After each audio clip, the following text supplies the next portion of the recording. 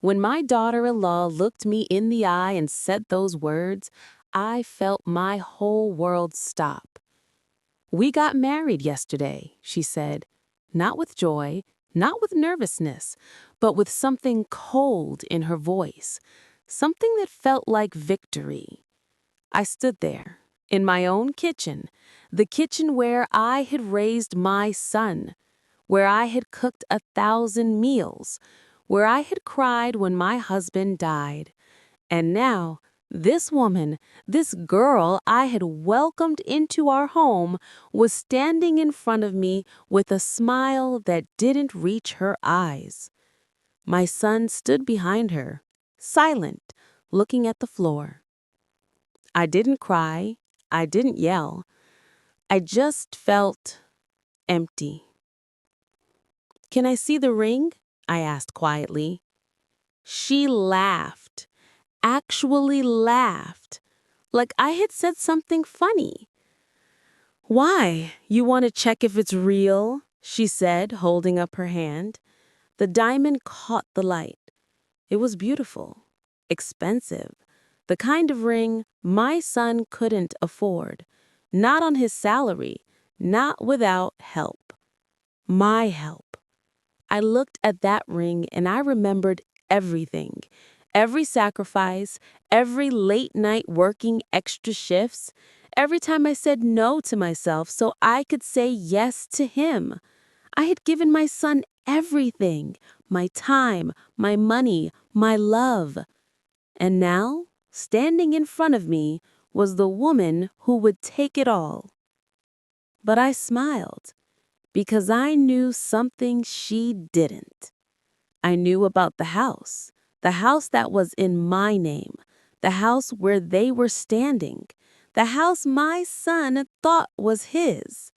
I knew about the savings account, the one I had built for 30 years, the one she thought she would have access to. And I knew about the prenup, the one I had my lawyer prepare 6 months ago, the one my son had refused to tell her about. "Congratulations," I said softly. "I hope you'll be very happy." She looked confused, just for a second, like she expected me to fight, to cry, to beg. But I was done fighting. I was done crying. And I was done begging for love from people who had already decided I wasn't worth it. This is the story of how I lost my son, and how I found myself, and how, eventually, I found my family again. My name is Margaret. I'm 62 years old now, but this story began 3 years ago when I was 59. I had been a widow for 5 years by then. My husband, Thomas, died of a heart attack when he was 57. Too young, too sudden, too unfair. We had been married for 30 years. 30 beautiful, difficult, ordinary, extraordinary years. We built a life together, a home, a family. Our son, David, was our only child. We tried for more children, but it wasn't meant to be. So David became everything to us, our whole world, our reason for waking up every morning and working hard every day. Thomas worked in construction. I worked as a nurse at the county hospital. We weren't rich, but we were comfortable. We saved money. We planned for the future. We bought a house in a good neighborhood with good schools. Everything we did was for David. When Thomas died, I felt like half of me died too. The house became too quiet, too empty, too full of memories. But I had David. He was 23 then, fresh out of college, starting his first real job at an accounting firm downtown. He had moved out 2 years before, but after his father died, he started coming home more often. Every Sunday for dinner, every holiday, Sometimes he'd just stop by after work to check on me. Mom, are you eating enough? He'd ask. Mom, did you pay the electric bill? Mom, you should get out more. See your friends. Join a book club or something. He was sweet, caring, worried about me. I loved him so much. And then, one Sunday, he brought her home. Her name was Jessica. She was 24, blonde hair, bright smile, confident voice. She worked in marketing at a tech company. She wore expensive clothes and carried a designer purse. She was nothing like me. Mom, this is Jessica, David said, his face glowing with happiness. My girlfriend. It's so nice to meet you, Mrs. Patterson, Jessica said, extending her hand. Her grip was firm. Her nails were perfectly manicured. Please, call me Margaret, I said, smiling. Come in, I made pot roast. That first dinner was pleasant. Jessica complimented the food. She asked about my nursing career. She laughed at my stories. She helped me clear the table. Your mom is a wonderful, she told David as they were leaving. I really like her, she told me, giving me a hug. I wanted to believe her. I really did. For the first few months, everything seemed fine. David brought Jessica to Sunday dinners regularly. She was always polite, always smiling, always saying the right things. But slowly, I started noticing small things. The way she'd interrupt me when I was talking to David. The way she'd steer conversations away from the past, from memories of Thomas, from stories about David's childhood. The way she checked her phone constantly during dinner, barely looking up. The way she'd suggest that David take her to expensive restaurants instead of coming to my house. Your mom's pot roast is great, babe, but don't you want to try that new steakhouse downtown? She'd say. I told myself I was being paranoid, jealous even. She was his girlfriend. Of course she wanted his attention. Of course she wanted to build new memories with him. But deep down, I felt something shifting, something changing, and I couldn't stop it. After they'd been dating for about a year, David came to me with news. Mom, I want to ask Jessica to marry me, he said. His eyes were bright with excitement. My heart sank, but I forced the smile. That's wonderful, sweetheart, I said. Do you love her?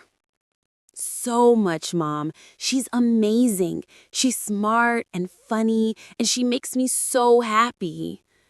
Then that's all that matters, I said, hugging him.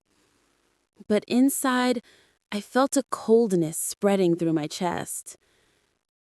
There's just one thing, David said, pulling away. The ring. I found the perfect ring, but it's a little expensive, more than I saved. I was wondering if... He didn't have to finish. I knew what he was asking. How much do you need? I asked. 3,000, he said quietly. I know it's a lot, Mom. I'll pay you back. I promise. $3,000. That was a lot of money, but it was for my son's happiness, for his future. Of course, I said. Let me write you a check. Thank you, Mom, he said, hugging me again. You're the best. I'll pay you back as soon as I can. He never did pay me back, but I didn't remind him. Money wasn't important. His happiness was. 2 weeks later, he proposed. Jessica said yes. They set a date for the following summer. They started planning a big wedding, and they asked if they could move into my house temporarily. Just for a year, Mom. Maybe 2, just until we save enough for our own place. The rent on Jessica's apartment is expensive, and my place is too small for both of us. I should have said no. I should have told them to figure it out on their own, that they were adults, that starting a life together meant building it yourselves. But I didn't, because I was lonely, because I missed having my son around, because I thought maybe, just maybe, living together would help me bond with Jessica. Of course you can stay, I said. Stay as long as you need. That was my first mistake. When home stopped being home. They moved in 3 months before the wedding.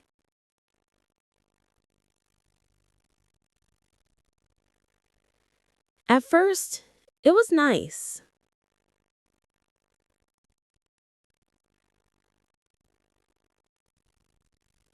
The house felt alive again. There were voices in the morning, laughter in the evening, the smell of coffee and toast and life.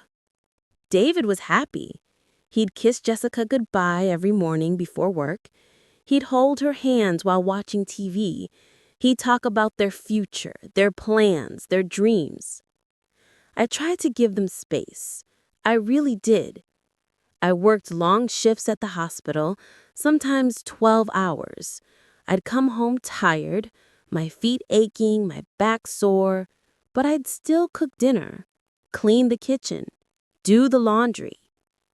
"Mom, you don't have to do all that," David would say. "We can help." But they never did. Not really. Jessica would eat the dinners I cooked, then leave her plate on the table. She'd use my washing machine, but never fold the clothes. She'd take long showers, using all the hot water. Small things. Tiny things. Things I told myself didn't matter. But they added up. One evening, about a month after they moved in, I came home from work to find Jessica redecorating the living room.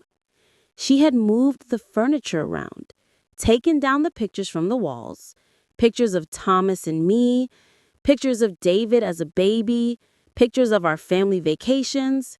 They were stacked in a box in the corner. "What are you doing?" I asked, trying to keep my voice calm. "Oh, hi, Margaret," Jessica said brightly. "I'm just updating the space a little, making it feel more modern. Don't you think it looks better?" I looked around. My couch, the one Thomas and I had picked out together 20 years ago, was now against a different wall. The coffee table was gone. In its place was a new glass table I'd never seen before. "Where did that come from?" I asked. "I bought it," Jessica said. "David and I thought the old one was too scratched up. This one's much nicer, don't you think?" I didn't think, I felt. I felt like my home was being erased, like my memories were being packed away into boxes. I like the old table," I said quietly. Jessica laughed. "Oh, Margaret, you're so sentimental. Sometimes you have to let go of old things to make room for new things."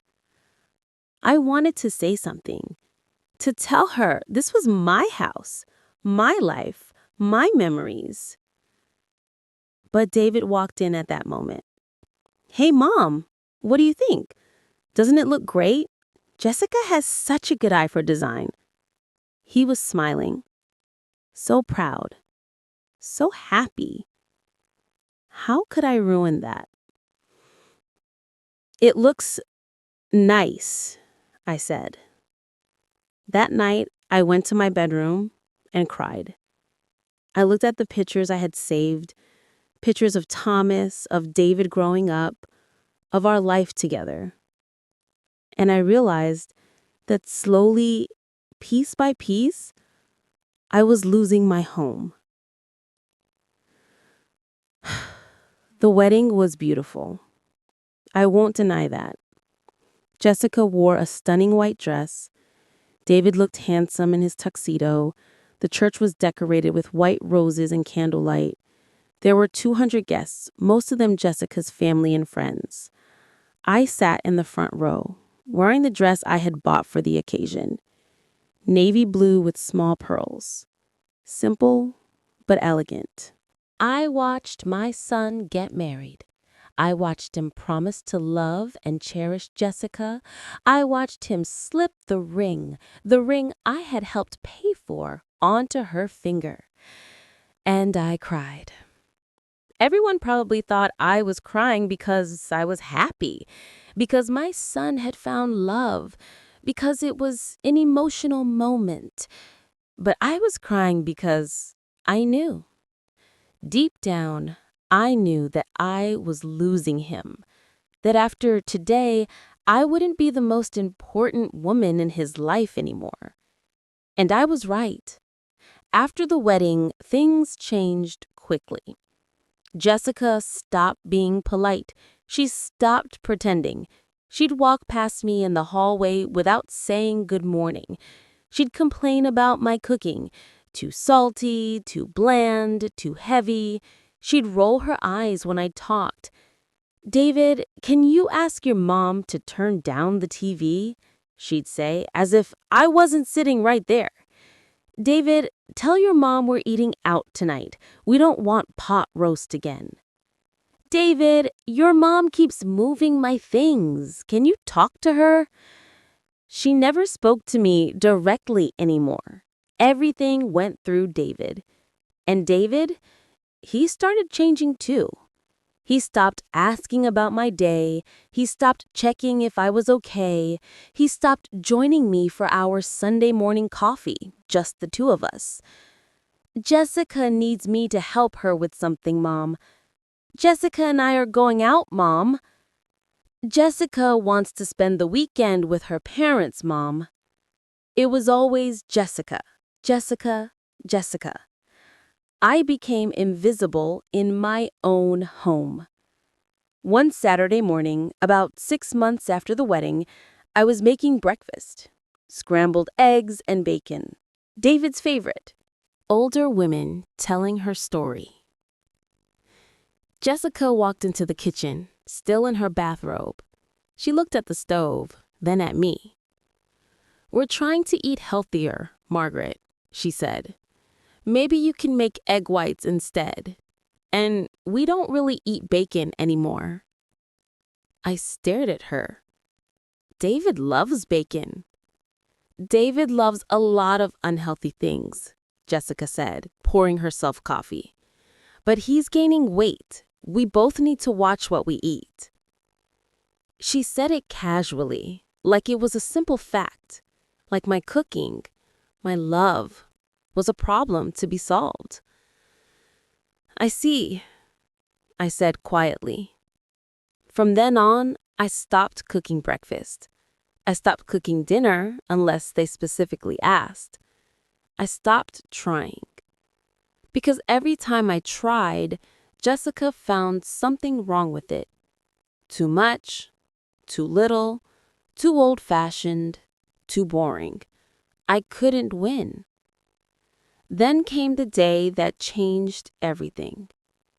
It was a Thursday afternoon. I had the day off from the hospital. I was in the garden, planting tomatoes. It was peaceful, quiet. My hands in the soil, the sun on my back. I heard the front door open, voices, laughter. I came inside, dirty hands and all, to say hello. David and Jessica were standing in the living room, but something was different. Jessica had a look on her face I'd never seen before. Smug. Triumphant. "Oh, Margaret," she said, seeing me. "Perfect timing." "Is everything okay?" I asked. "We have news," David said. He looked nervous, excited, guilty. My heart started beating faster. "What news?" I asked. Jessica held up her left hand. On her ring finger, above the engagement ring, was a new ring, a wedding band. "We got married yesterday," she said. I blinked. "What?" "We went to the courthouse," David explained quickly. We decided we didn't want to wait anymore. We just did it. But you already got married, I said, confused. 6 months ago. The big wedding. That was the ceremony, Jessica said, examining her nails. But we never actually filed the paperwork. We wanted to wait well, until everything was settled. Settled? I repeated. What does that mean? David wouldn't look at me. He stared at the floor, his hands in his pockets. Jessica smiled. It means we're officially married now, legally, and we're ready to start our real life together. Something in her voice made my stomach churn. Can I see the ring? I asked quietly. Jessica laughed. Why? You want to check if it's real? She held up her hand. The diamond caught the light. It was beautiful. Expensive. And then it hit me. Everything clicked into place. They had waited 6 months after the ceremony, waited until they were living in my house, waited until they were established, comfortable, secure. And now they were making it official. Congratulations, I said softly. I hope you'll be very happy. Jessica looked surprised. That's it? That's all you're going to say? What else should I say? I asked. She glanced at David, then back at me. Well, we need to talk about some things. About the future. About arrangements. Arrangements? I repeated. Jessica means, David started. I can speak for myself, Jessica interrupted. She crossed her arms. We need more space, Margaret. We're planning to start a family soon. And this house, well, it needs to work for us. My blood ran cold. What are you saying? I'm saying maybe it's time for you to think about other options. The room spun. I gripped the back of a chair to steady myself. Other options, I whispered. You could stay with your sister, Jessica suggested, or rent a small apartment, something cozy, just for you. I looked at my son, my boy, my whole world. David, I said, do you agree with this? He shifted uncomfortably. Mom, we just need some space to grow, to build our own family. You understand, right? I understood perfectly. I understood that the girl I had welcomed into my home was asking me to leave. I understood that my son was letting her. I understood that I had been foolish, blind, hopeful. And I understood that it was time to stop being weak. I need to make a phone call, I said calmly. Who are you calling? Jessica asked. My lawyer. Margaret, Mr. Chen answered on the second ring. He had been our family lawyer for 20 years. He had helped Thomas and me write our wills. He had handled the estate after Thomas died. And 6 months ago, when David first told me he was getting married, I had asked Mr. Chen for advice. Mr. Chen, I said quietly, they got married. Yesterday. At the courthouse. There was a pause. Did they sign the prenuptial agreement? I don't know. David never mentioned it to her. I don't think he told her about it at all. Then we need to act quickly, Mr. Chen said. Can you come to my office tomorrow morning? Yes. Bring any documents you have, the house deed, bank statements, everything. I will. Margaret, Mr. Chen said gently, I'm sorry it came to this. Me too, I whispered. That night, I barely slept. I lay in bed, staring at the ceiling, thinking about everything that had led to this moment.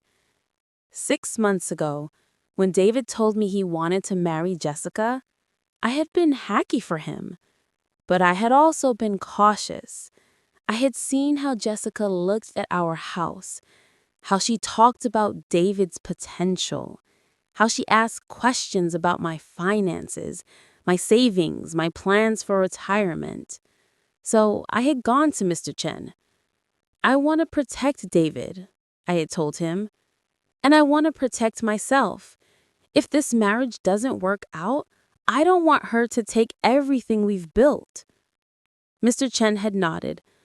A prenuptial agreement would be wise. But I don't want David to think I don't trust him.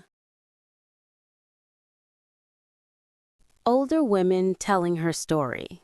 That David's inheritance from his father would remain separate from any marital assets. That if the marriage ended within 5 years, Jessica would not be entitled to alimony or a division of assets beyond what she had personally contributed. I had given the document to David 3 months before the wedding. "Mom, what is this?" he had asked, flipping through the pages. "Protection," I had said, "for both of us." "You want Jessica to sign a prenup? Mom, that's insulting. It's like saying we're going to fail." "It's not about failing, sweetheart. It's about being prepared. Your father and I worked hard for everything we have. This house, the savings, all of it. I want to make sure it stays in our family." David had looked uncomfortable. "I don't know, Mom. Jessica might be offended." "Then explain it to her. If she truly loves you, she'll understand." But David never showed Jessica the prenup.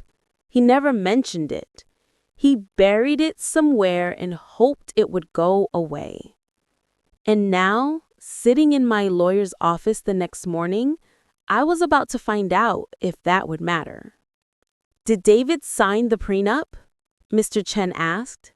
"Yes," I said, 3 months before the wedding. "But I don't think Jessica ever saw it." Mr. Chen nodded slowly. "That complicates things, but it doesn't change the fundamental facts. The house is in your name. Your savings account is in your name. Legally, Jessica has no claim to either." "But they're married now," I said. "Doesn't that give her rights?" "Some, but not to property that was yours before the marriage. And with the prenup David signed, even if she didn't sign it, we have documentation of his agreement to the terms." "What does that mean?" "It means you have leverage, Margaret. It means they can't force you out of your own home. And it means that if they want to continue living there, they need to respect your ownership." I took a deep breath. "What do I do?" "You sit them down. You explain the situation. You show them the deed to the house. You show them the prenup. And you make it clear that while they're welcome to stay, this is your home, not theirs. And if they don't accept that, then they can leave." I drove home slowly that afternoon. My mind was racing. My heart was pounding. I had never been a confrontational person.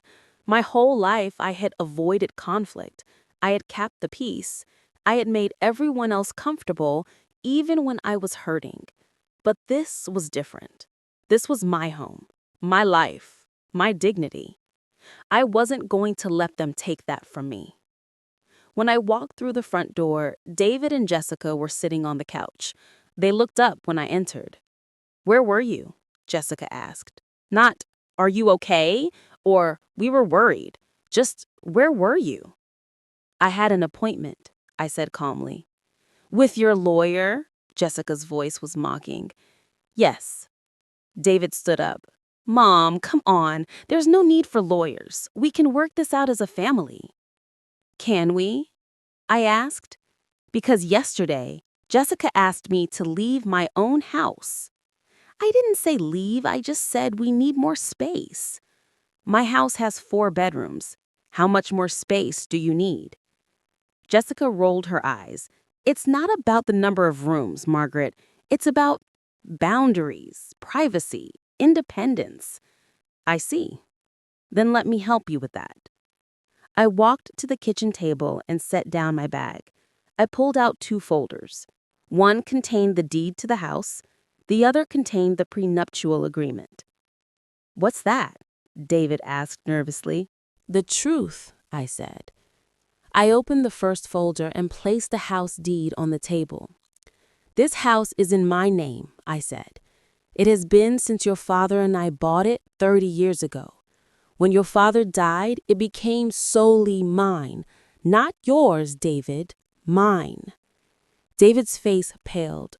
Mom, I know that, but I thought eventually. You thought I would give it to you, I finished. Maybe I will, someday, but not now. And not because you or your wife demand it. Jessica stood up, her arms crossed. So what are you saying?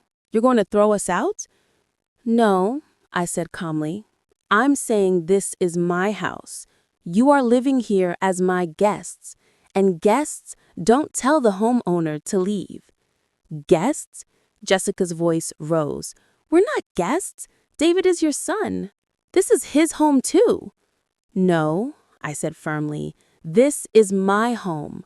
David grew up here, but he's an adult now, and adults don't have automatic rights to their parents' property.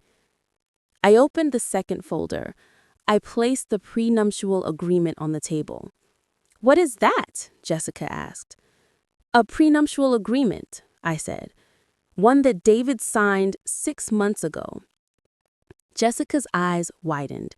She snatched up the papers and started reading. Her face went from pale to red. You signed this? She shouted at David.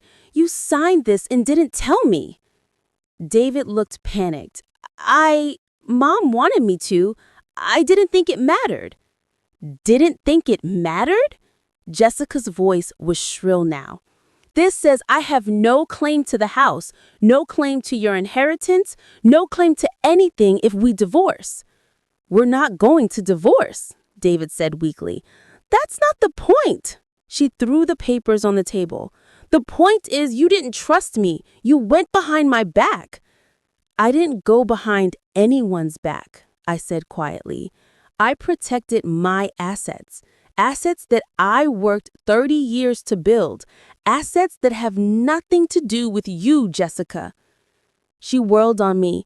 You did this. You poisoned him against me. You never wanted us to be happy. That's not true, I said. My voice was calm, but inside I was shaking. I wanted you to be happy. I welcomed you into my home. I gave David money for your engagement ring. I let you move in here.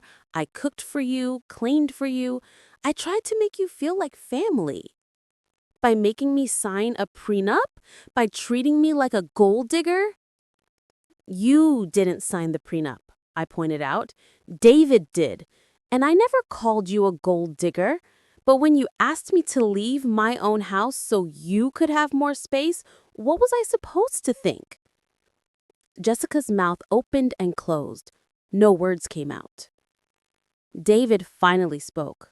Mom, this is too much. You're making Jessica feel unwelcome.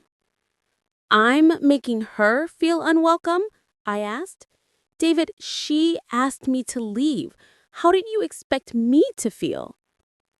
It's not like that, David said, running his hand through his hair. We need to start our life. Our real life. And it's hard with you here. Those words cut deeper than anything Jessica had said. Your real life, I repeated, and I'm not part of that. I didn't mean it like that, David said quickly. Of course you're part of our life, Mom, But, but we're married now. We need our own space. Then find your own space, but don't ask me to give up mine. Silence filled the room. Jessica grabbed her purse. This is ridiculous. I'm going to my mother's. When you're ready to act like a husband instead of a mama's boy, David, call me. She stormed out. The door slammed behind her. David and I stood there, not looking at each other. I should go after her, David finally said. Should you? I asked. She's my wife, Mom. And I'm your mother. I know, but she's right. We can't keep living like this. Living like what, David? Living in a home where you don't pay rent, where someone cooks your meals and does your laundry, where you're safe and comfortable? Living where we're not in charge of our own lives, David snapped. Every time we want to change something, you get upset. Every time Jessica has an idea, you shoot it down. This isn't our home, Mom. It's yours, and you make sure we never forget it. I felt like he had slapped me. Is that really how you feel? I whispered. David's anger faded. He looked tired, sad. I don't know how I feel, Mom. I just know that I can't make everyone happy, and I'm tired of trying. He grabbed his jacket and left. I stood in my empty house, my quiet house, my lonely house. And for the first time in 30 years, I wondered if I had made a terrible mistake. The long road back. David didn't come home that night, or the next night, or the night after that. He was staying with Jessica at her mother's house. He texted me once, "Need some time to think, I'll call you soon." But he didn't call. Days turned into weeks. I went to work. I came home. I cooked dinner for one. I watched TV alone. I slept in my big, empty house. My sister, Linda, called me every few days. "Have you heard from David?" "No." "Maybe you should reach out to him." "I tried. He's not answering." "Margaret, you need to fix this." "I didn't break it, Linda." But maybe I did.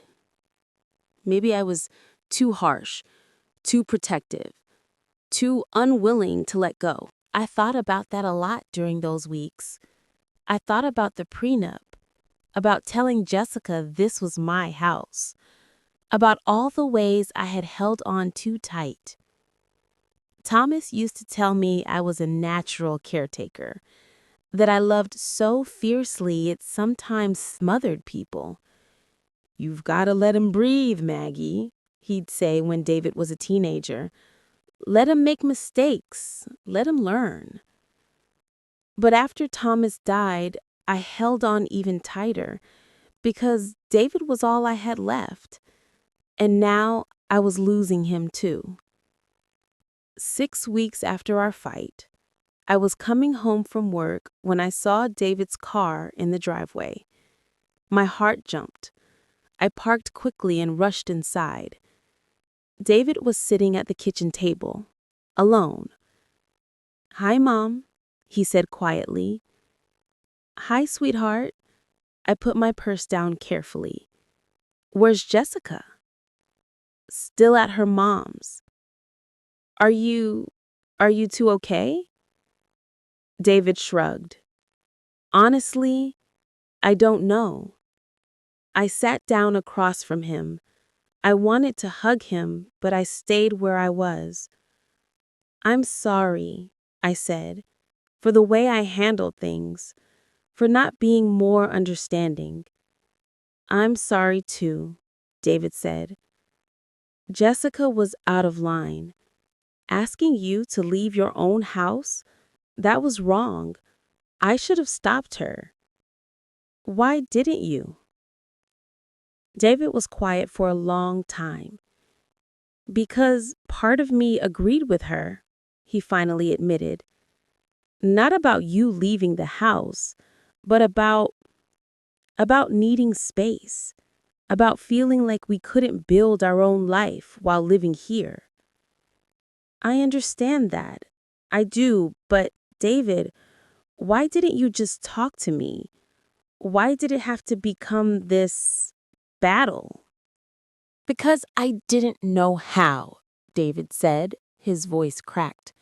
How do you tell your mom, who gave up everything for you, who loves you more than anything, that you need distance? How do you say that without sounding ungrateful? Tears filled my eyes. You just say it. You just tell me the truth. I was afraid of hurting you. And instead, you let Jessica do it for you. David winced. That's not fair. Isn't it? He didn't answer. We sat in silence. The clock on the wall ticked loudly. I never wanted to replace you, Mom, David finally said. I never wanted you to feel like you weren't important to me anymore. But when I married Jessica, I promised to put her first, and I didn't know how to do that without pushing you aside. You don't have to push me aside to put her first, I said gently. You just have to make room for both of us. I don't know how to do that either. Then we'll figure it out, I said, together. David looked at me, really looked at me. Do you mean that? Yes. Even after everything Jessica said? I took a deep breath. I'm not going to pretend I like Jessica right now. I don't. She was cruel to me, she tried to take advantage of me, and she hurt you by walking out instead of working through this. She was hurt too, Mom. The prenup was necessary.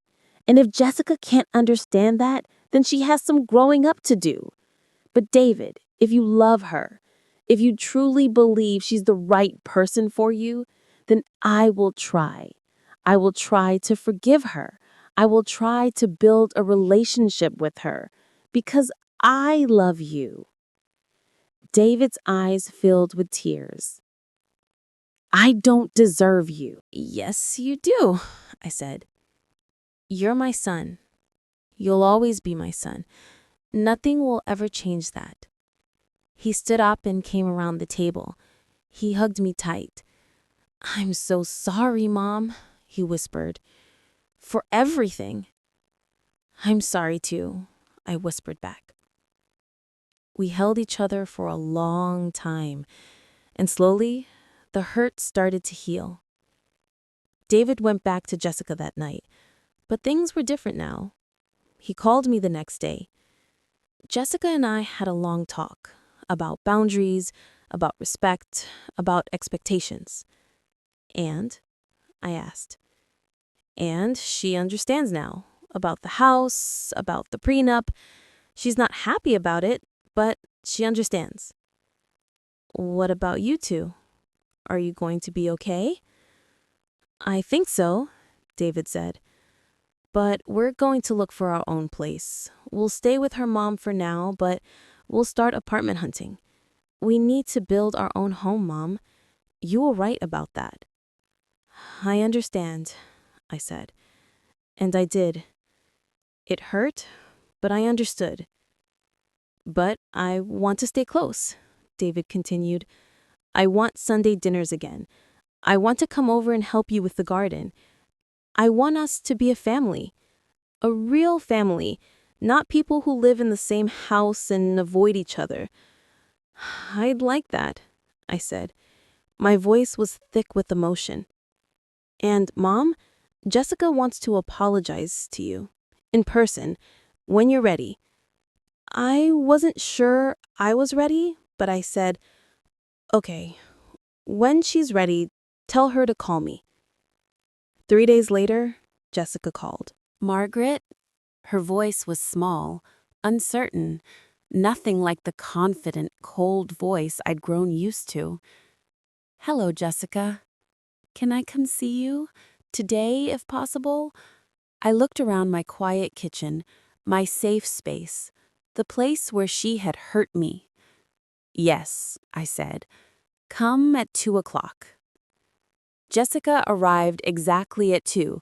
She was wearing jeans and a simple sweater. No makeup. Her hair was pulled back in a ponytail. She looked younger, more vulnerable. I let her in. We sat at the kitchen table. I made tea. Neither of us spoke for a moment. Finally, Jessica broke the silence. I'm sorry, Margaret, for everything I said, for how I treated you, for asking you to leave your own home. I waited. I wanted to hear more. I was wrong, Margaret, she continued, her hands wrapped around the tea mug. I was so focused on building a life with David that I forgot about everything else, about respect, about gratitude, about the fact that you opened your home to us when you didn't have to. Why did you do it? I asked quietly. Why did you treat me that way? Jessica looked down. Because I was jealous. Jealous? Of you and David, of your relationship, of how much he loves you. She looked up and I saw tears in her eyes. My mom and I don't have that. We barely talk. When David would drop everything to help you, or spend hours on the phone with you, or talk about you constantly, I felt left out, like I was competing with you for his attention. I hadn't expected that. You were never competing with me, Jessica. I know that now, but at the time, it felt that way. So I started pulling him away from you, making it an either-or situation, me or you. And when he chose me, when he married me, I thought I had won. She wiped her eyes. But I hadn't won anything. I just hurt everyone, including myself. David loves you, I said. He chose you. But that doesn't mean he stops loving me. I understand that now, Jessica said. Love isn't a competition. There's room for both of us in his life. I didn't see it before. I looked at this young woman sitting across from me, this woman who had hurt me so deeply, and I saw something I hadn't seen before. I saw someone scared, someone insecure, someone who didn't know how to share love without feeling like she was losing it. I understood that feeling. Jessica, I said gently, I'm not your enemy. I never was. I want David to be happy, and if you make him happy, then I want you to be happy too. Even after everything I did? Even after everything you did. I reached across the table and took her hand. But we need to start over, with honesty this time, with respect. Jessica nodded, tears streaming down her face. I'd like that. I'd really like that. Then let's try. Let's try to be a family. Building bridges. The weeks that followed weren't easy. Trust isn't rebuilt overnight. David and Jessica continued staying at her mother's house. They looked at apartments, they went to marriage counseling, they worked on their relationship. And slowly, carefully, I started building a relationship with Jessica. She'd come over once a week, just the two of us. At first, our conversations were awkward, stilted. We'd talk about the weather, about work, about safe topics. But gradually, we started talking about real things. She told me about her childhood, about her parents' divorce when she was 10, about her mother working 3 jobs to support her and her brother, about never feeling stable or secure. I think that's why I was so focused on the house, Jessica admitted one afternoon. We were sitting in the garden pulling weeds. I've never had a real home, a place that felt permanent. When David talked about this house, about growing up here, about all the memories, I wanted that. I wanted to feel like I belonged somewhere. You do belong somewhere, I said. You belong with David, and if you want to be part of this family, you belong here too. Jessica looked at me. Really? After everything? Really, I said. But Jessica, belonging doesn't mean owning. It doesn't mean controlling. It means being present, being respectful, being part of something bigger than yourself. I'm learning that, Jessica said softly. It's hard, but I'm learning. I patted her hand. We're all learning. One evening, David came over for dinner. Just him. Jessica had a work event. We made spaghetti together, his favorite. We worked side by side in the kitchen, falling into old rhythms. Him boiling the pasta, me making the sauce. This feels nice. Normal. It does, I agreed. I've missed this, Mom. Missed us. Me too, sweetheart. As we sat down to eat, David said, Jessica and I found an apartment. We're signing the lease next week. My heart sank a little, but I smiled. That's wonderful. Where is it? About 15 minutes from here. 2 bedrooms, nothing fancy, but it's ours. I'm proud of you for building your own life. I couldn't have done it without you, David said. Not just the money you lent us for the security deposit. I didn't lend it to you, David. I gave it to you. He smiled. I know, but that's not what I meant. I meant you taught me what a home should be, what family means, how to love people even when they hurt you. I'm taking all of that with me. I reached across the table and squeezed his hand. Your father would be so proud of the man you've become. I hope so, David said. I really hope so. 2 months later, David and Jessica moved into their apartment. I helped them, not by doing everything for them, but by being there, carrying boxes, assembling furniture, making sandwiches for lunch. Jessica's mother came too, a tired-looking woman with kind eyes and worn hands. She hugged me when we met. Thank you, she said, for giving them a second chance. Thank you, I replied, for raising a daughter who's willing to learn. We worked together, the 4 of us, 2 mothers watching their children build a life. At the end of the day, we all stood in David and Jessica's new living room. Boxes everywhere, furniture half assembled, chaos and possibility. It's perfect, Jessica said, looking around. David put his arm around her. It's ours. And for the first time in a long time, I felt peace. Coming full circle. 6 months passed. David and Jessica settled into their apartment. They came for Sunday dinners every week. Sometimes just the 2 of them, sometimes with Jessica's mother and brother. Jessica and I had developed a real relationship. Not perfect, not without occasional tension, but real. She taught me about social media. I taught her how to make pot roast. She asked me about my nursing stories. I asked her about her marketing campaigns. We were building something. Slowly, carefully. One Sunday in October, David called me. Mom, can we come over early today, before dinner? We have something we want to talk to you about. My heart raced. Is everything okay? Everything's fine, David said. Better than fine. Just come over early, okay? When they arrived, Jessica was glowing. She had a smile like never seen before. Soft, joyful, a little nervous. We sat in the living room, the same living room where a year ago everything had fallen apart. What's going on?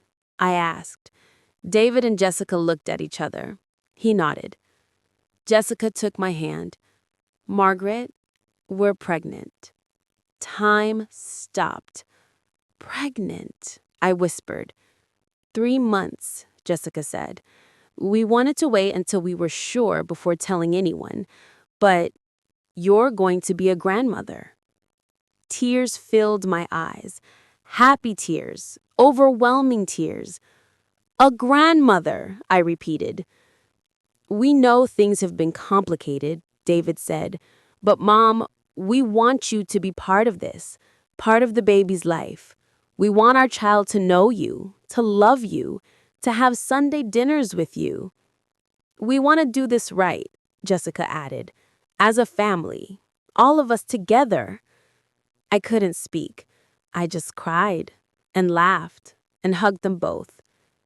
I don't know what to say, I finally managed. Say you'll be there, Jessica said. Say you'll teach me how to be a mother, because honestly, I'm terrified. I don't know what I'm doing, but I know you do. You raised an amazing man, and I want to learn from you. That broke me completely. I sobbed, deep, healing sobs. Of course I'll be there, I said. Of course, always. We held each other, the three of us, broken and mended, hurt and healing. Family. The months that followed were filled with preparation. Baby showers, doctor's appointments, late-night phone calls when Jessica was scared or excited or just needed to talk. Is it normal to feel the baby kick this much? She'd ask. Completely normal. What if I'm a terrible mother? You won't be. You'll be wonderful. How do you know? Because you care enough to worry about it. David painted the nursery. Jessica nested. I knitted blankets and bought tiny clothes and let myself feel excited. I was going to be a grandmother. Thomas, I thought often, looking at his picture on my nightstand. We're going to be grandparents. Can you believe it? I wished he was there to see it, but in some ways I felt like he was. In David's smile, in his kindness, in the way he loved his wife and prepared for his child. Thomas was still with us. On a cold February morning, my phone rang at 3 a.m. Mom, David's voice was shaking. It's time. We're at the hospital. I was out of bed in seconds, dressed, driving. I got to the hospital at 3:30. David met me in the waiting room. How is she? I asked. Scared, in pain, amazing. He was crying. Mom, we're having a baby. You're having a baby, I said, hugging him. You're going to be a father. I don't know if I'm ready. No one ever is, I said, but you'll figure it out, one day at a time. Jessica's mother arrived soon after. We waited together, drinking terrible coffee, pacing, praying. At 7:43 a.m., a nurse came out. It's a girl, she said. Everyone's healthy. David collapsed into a chair, sobbing with relief. 20 minutes later, we were allowed into the room. Jessica looked exhausted, beautiful, radiant. She was holding a tiny bundle wrapped in a pink blanket. Do you want to meet your granddaughter? She asked me. I walked over slowly. Jessica placed the baby in my arms. She was perfect. Tiny fingers, dark hair, eyes squeezed shut. What's her name? I whispered. David stood next to me. We were thinking, if it's okay with you, we'd like to name her Rose, after Dad's mother.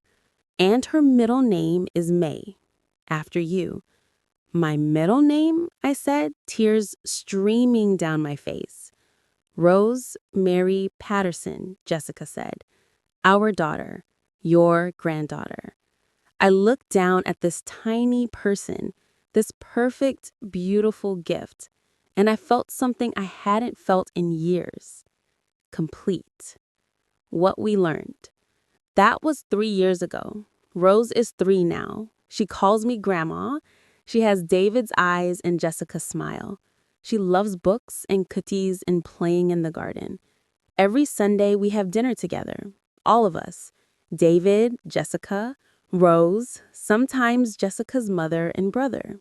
We sit around my kitchen table, the same table where so much pain happened, and we laugh.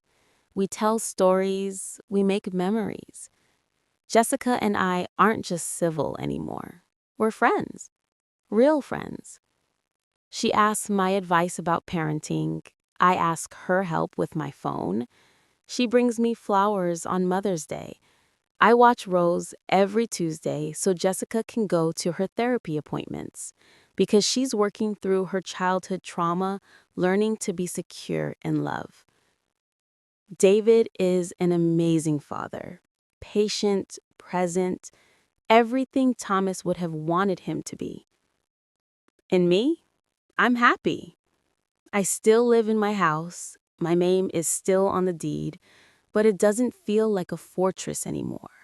It feels like a home. David and Jessica talk about buying their own house someday, when they're ready, when they've saved enough, and when they do, I'll help them. Not because I have to, but because I want to, because that's what family does. Looking back, I think about that day. The day Jessica told me she was married. The day she asked me to leave. The day I called my lawyer. I don't regret protecting myself. I don't regret setting boundaries, but I also learned something important. Love isn't about holding on tight. It's about holding on gently. It's about making room for new people without losing yourself. It's about forgiving without forgetting, learning without breaking. It's about understanding that families aren't perfect. They're messy and complicated and sometimes painful, but they're worth fighting for. Last Sunday, Rose climbed into my lap after dinner. "Grandma," she said, "tell me a story." "What kind of story?" I asked. "A happy one." I looked around the table, at David clearing plates, at Jessica laughing at something her mother said, at my kitchen, full of life and love and noise. "Once upon a time," I began, "there was a family that got lost, but they found their way back to each other, and they lived happily ever after." "That's a good story," Rose said, snuggling closer. "Yes," I said, kissing her head, "it is. Because it's true. We got lost. We hurt each other. We made mistakes. But we found our way back. And now, sitting here in my kitchen with my family around me, I know something for certain. We're going to be okay. All of us. Together." If you're listening to this story and you're going through something similar, if you're losing someone you love, if family feels broken, if you're wondering whether it's worth trying to fix it, I want you to know something. It's hard. It's so, so hard. There will be days when you want to give up, days when the pain feels too big, days when you wonder if you're doing the right thing. But love is always worth fighting for. Not the toxic kind of love that demands you sacrifice everything. Not the kind that makes you small or scared or less than you are. But real love. The kind that grows and changes and makes space for everyone. That kind of love is worth every hard conversation, every tear, every moment of doubt. Because in the end, family isn't just about blood. It's about choice. It's about showing up even when it's hard. It's about forgiving even when it hurts. It's about believing that people can change, that relationships can heal, that broken things can be made whole again. My family was broken, but we chose to fix it. We chose each other. And that choice, that simple, difficult, beautiful choice, made all the difference. So if you're holding on too tight, maybe it's time to loosen your grip. If you've been pushed away, maybe it's time to reach out again. If you're hurt, maybe it's time to say so. If you've hurt someone, maybe it's time to apologize. Because life is short, and the people we love, the people who matter, they're worth the effort every single time. Thank you for listening to my story. I hope it helped you in some way. I hope it reminded you that no matter how dark things seem, there's always hope for healing. There's always a chance for reunion. There's always a way back home. Take care of yourselves. Take care of each other. And remember, family isn't perfect, but with love, patience, and grace, it can be beautiful. God bless you all.